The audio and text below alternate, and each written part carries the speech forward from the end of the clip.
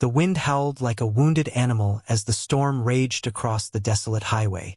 Snow whipped through the air in blinding sheets, reducing visibility to almost nothing. Mike Turner gripped the steering wheel of his semi-truck tightly, his knuckles white from the strain.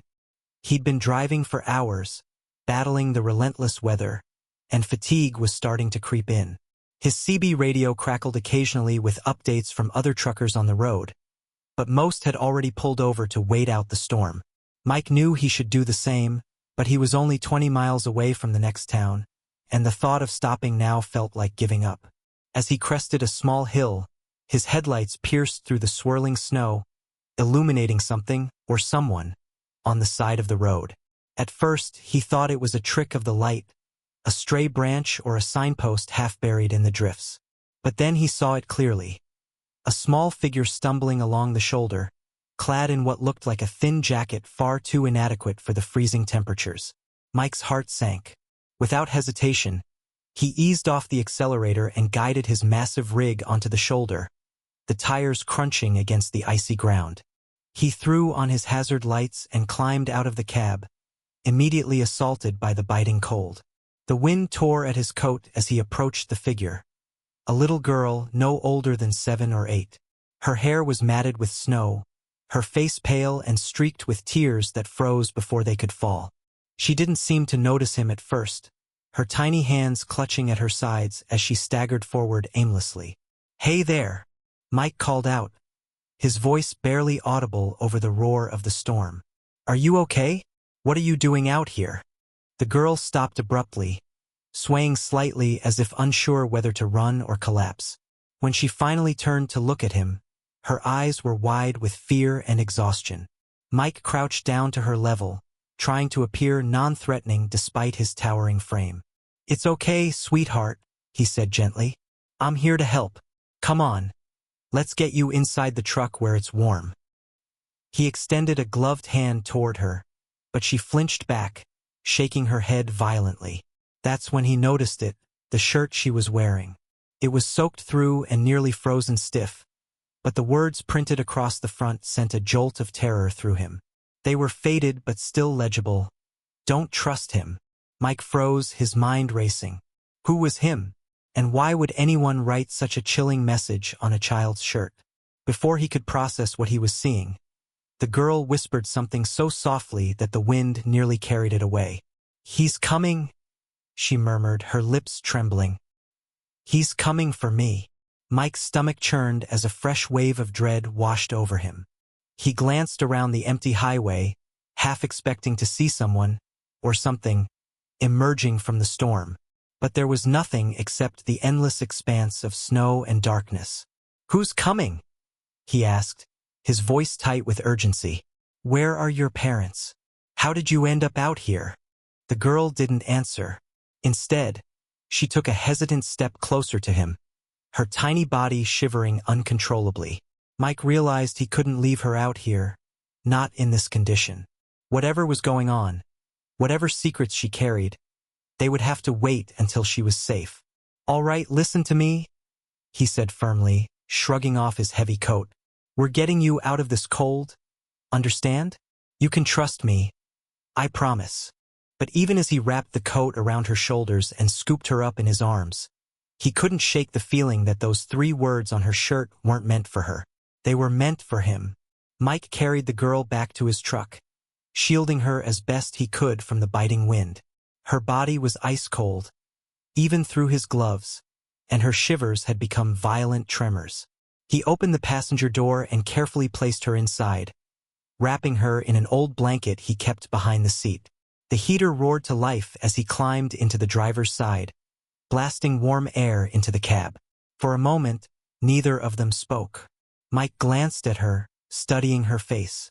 She looked utterly drained, her eyes half closed, but there was something else, something unshakable about the way she clung to consciousness, as if letting go might mean losing herself completely. "Can you tell me your name?" Mike asked softly, keeping his tone calm and steady. The girl hesitated, her lips parting slightly before closing again. Finally, she whispered, "Lila."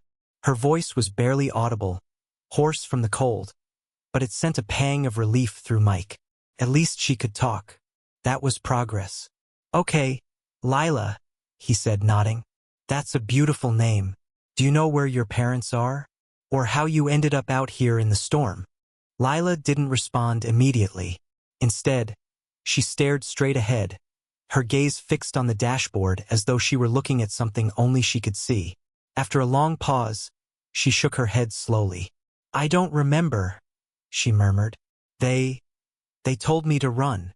Mike frowned, his grip tightening on the steering wheel. Who told you to run? Sweetheart? Was someone chasing you? Lila didn't answer. Instead, she pulled the blanket tighter around herself and leaned back against the seat, her expression distant. Mike wanted to press her for more details, but he could tell she was too exhausted to keep talking.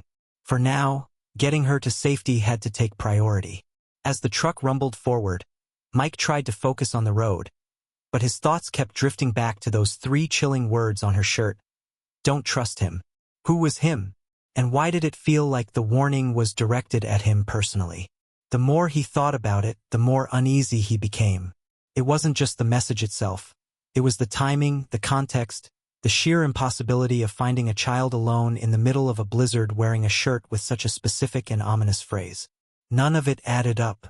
The drive to the next town felt longer than usual, the storm conspiring against him every step of the way.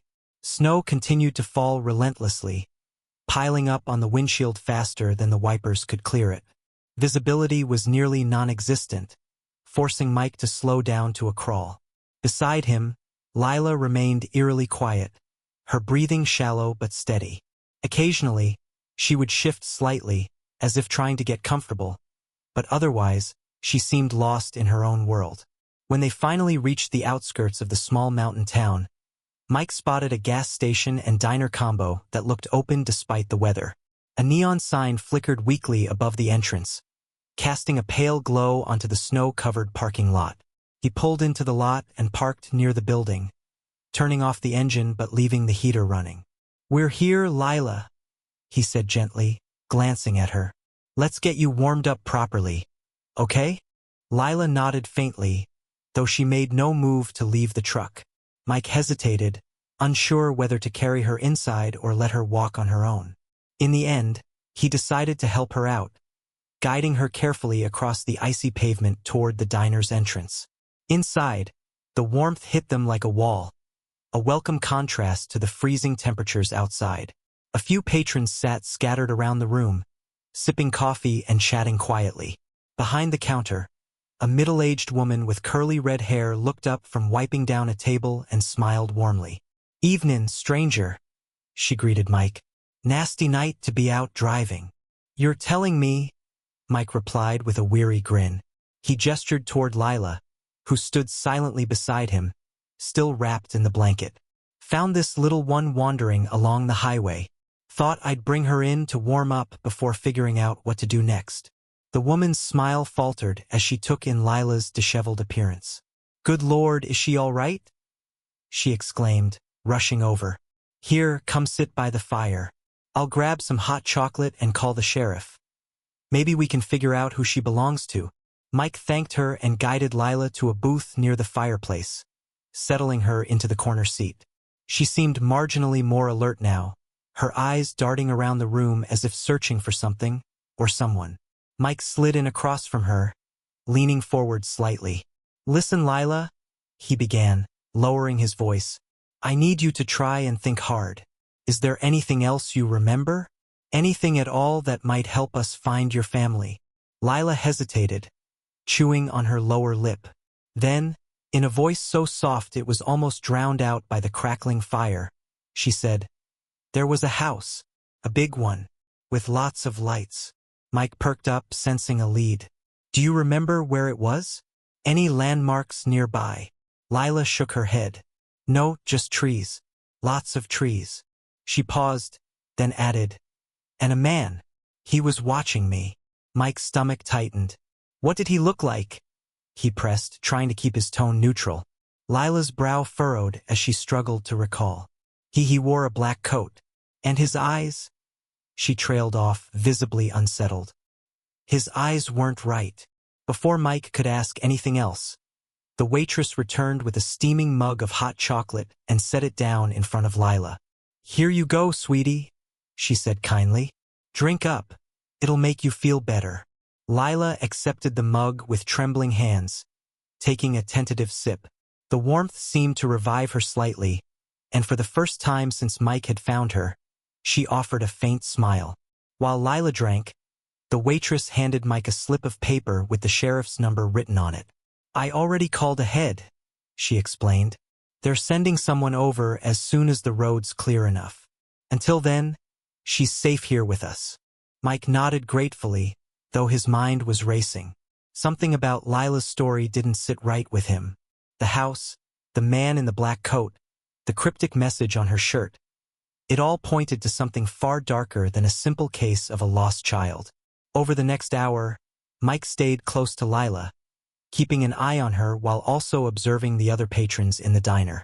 Most were locals, judging by their casual conversations and familiarity with the staff. But one man caught his attention. A tall, broad-shouldered figure sitting alone in the far corner, his face partially obscured by the brim of a dark hat. Every so often, Mike noticed him glancing toward their booth, his movements subtle but deliberate. Each time their eyes met, the man quickly looked away, pretending to be engrossed in his coffee. A knot formed in Mike's chest. Could this be the man Lila had described? The one who had been watching her? He debated approaching him but decided against it, not without knowing more. Instead, he subtly shifted positions, positioning himself between Lila and the stranger, ensuring she remained shielded from view. As the hours dragged on, the storm showed no signs of abating. The sheriff's deputy arrived eventually, a burly man with a gruff demeanor and a clipboard in hand. He introduced himself as Deputy Harris and wasted no time questioning both Mike and Lila. When asked about her family, Lila repeated what she'd told Mike earlier. Vague memories of a house surrounded by trees and a man in a black coat. Harris scribbled notes but seemed skeptical. "Could be a vacation home," he muttered. "Lot of those out here. We'll check it out once the roads are passable." Mike watched as Harris turned his attention to Lila's shirt, frowning at the faded print.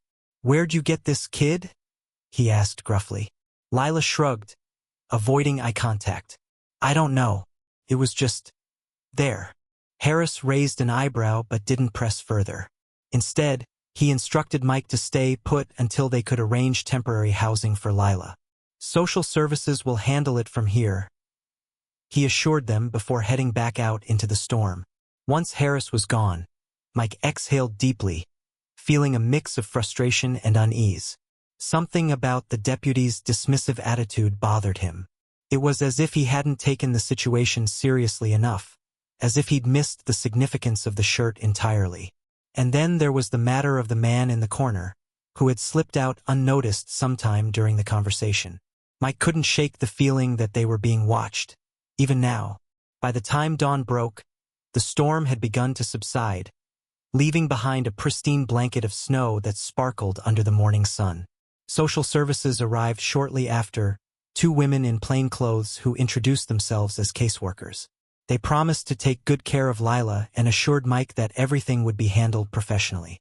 Reluctantly, he agreed to let them take her, though not without reservations. As they led her away, Lila turned to look at him one last time, her eyes wide and pleading. "Don't forget," she whispered. "Don't trust him." Her words echoed in Mike's mind long after she was gone. Don't trust who? Harris? The man in the black coat? Or someone else entirely? Determined to uncover the truth, Mike decided to investigate on his own. Using the vague description Lila had provided, he drove back toward the highway, retracing his route from the previous night. Along the way, he kept an eye out for any houses that matched her description. A large, well-lit structure surrounded by dense woods. It wasn't until late afternoon that he spotted it. A sprawling mansion nestled deep within the forest, its windows glowing warmly despite the isolation. The sight sent a chill down his spine. There was something off about the place, something unnatural. Ignoring his instincts screaming at him to turn back, Mike parked his truck a safe distance away and approached on foot. As he drew closer, He noticed strange symbols carved into the trees surrounding the property, their meaning unclear but undeniably sinister. Peering through the fence, Mike saw movement inside the house. A shadowy figure pacing near the window. His heart pounded as realization dawned. This was no ordinary home. Whatever secrets it held, they were tied directly to Lila, and to the cryptic message on her shirt. But before he could act, a voice behind him growled, "You shouldn't have come here." Mike spun around to find the man in the black coat standing mere feet away. His piercing eyes locked onto him. In that moment, Mike understood two things. The warning on Lila's shirt had been meant for him all along, and he might already be too late. Mike's breath caught in his throat as he stared at the man in the black coat. The stranger's presence was overwhelming, not just because of his imposing stature but because of the sheer intensity in his gaze. His eyes were cold, calculating, and devoid of any humanity, exactly as Lila had described them. For a moment, neither of them moved, the silence between them thick with unspoken threats. Mike's mind raced, trying to piece together what was happening. Was this the man who had been watching Lila? And if so, why was he here now? "You shouldn't have come here," the man repeated, his voice low and menacing. He took a step closer, his boots crunching softly against the snow. Mike instinctively backed away, his hands raised in a gesture of surrender. "I don't want any trouble," he said quickly, his voice trembling despite his best efforts to sound calm. "I'm just trying to help a little girl who got lost in the storm." The man smirked, a cruel twist of his lips that sent a fresh wave of dread through Mike. "Help her?" he echoed mockingly. "You think you're helping her? You have no idea what you've gotten yourself into." His tone shifted suddenly, becoming darker, more dangerous. "She doesn't belong to you. She belongs to us." The words hit Mike like a punch to the gut. So there were others involved. This wasn't just some random act of cruelty. It was part of something bigger, something organized. But what exactly did they want with Lila? And how had she ended up in their crosshairs? Mike's thoughts were interrupted as the man reached into his coat, pulling out a small device that looked like a remote control. With a flick of his thumb, he pressed a button, and the mansion behind them lit up even brighter, its windows glowing unnaturally, almost blindingly white. "What are you doing?" Mike demanded, his voice rising in panic. "What do you want with her?" The man ignored him, his attention focused on the house. From inside, faint chanting began to emanate, a rhythmic, guttural sound that seemed to reverberate through the very ground beneath their feet. It was unlike anything Mike had ever heard. Alien, ancient, and utterly terrifying. He glanced back at the mansion, his heart pounding harder with each passing second. Shadows moved behind the curtains, distorted figures pacing back and forth in synchronized motion. Whatever was happening inside, it wasn't human. "You can't save her," the man said finally, his voice dripping with malice. "She made her choice when she ran. Now it's too late for both of you." Before Mike could respond, the man lunged forward, grabbing him by the collar and slamming him against the fence. Pain exploded across Mike's back as the metal bars dug into his skin, but he barely registered it. His focus was entirely on the man's face, which was now inches from his own. "Leave, while you still can," the man hissed, his breath icy against Mike Hank's cheek. "Or stay and suffer the consequences." With that, the man released him and stepped back, disappearing into the trees without another word. Mike collapsed onto the snow-covered ground, his body shaking not just from the cold but from the sheer terror coursing through him. He wanted to run, to get as far away from this place as possible, but something stopped him. Lila's face flashed in his mind, her wide, frightened eyes pleading with him not to forget, not to trust him. Summoning every ounce of courage he had left, Mike forced himself to stand. He couldn't abandon her, not after everything she'd been through. If these people truly intended to harm her, then it was up to him to stop them. Ignoring the pain radiating from his back, he crept closer to the mansion, careful to stay hidden among the trees. As he approached, the chanting grew louder, more insistent, filling the air with an oppressive energy that made it hard to breathe. Peering through a gap in the fence, Mike saw movement near the front door. Two figures emerged, dragging someone between them, a small figure clad in a blanket. It was Lila. Her head lolled limply, her eyes closed as though unconscious. Mike's stomach churned as he watched them carry her toward a large stone altar positioned in the center of the property. Surrounding it were several hooded individuals, their faces obscured by masks that resembled animal skulls. They swayed in unison, their voices rising in a crescendo of eerie incantations. Mike's blood ran cold. This wasn't just some cult, it was something far worse. Whatever ritual they were performing, Lila was at the center of it. Without thinking, he grabbed a fallen branch from the ground and vaulted over the fence, determined to intervene. He knew it was reckless, possibly suicidal, but he couldn't stand by and let them hurt her. Creeping along the perimeter, he stayed low, using the shadows cast by the trees to conceal his approach. As he drew nearer, he overheard fragments of their chant, words spoken in a language he didn't recognize but that sent shivers down his spine. One of the hooded figures raised a ceremonial dagger high above Lila's prone form, its blade glinting ominously in the moonlight. Time seemed to slow as Mike sprang into action, charging forward with a primal yell. The sudden noise startled the group, causing chaos as they scrambled to react. Mike swung the branch wildly, striking one of the figures and sending him sprawling to the ground. "Run, Lila!" he shouted, hoping she could hear him. But she remained motionless, her frail body limp and unresponsive. Desperation fueled his movements as he fought off another attacker, landing a solid blow to the side of their head. Despite his efforts, however, he was vastly outnumbered.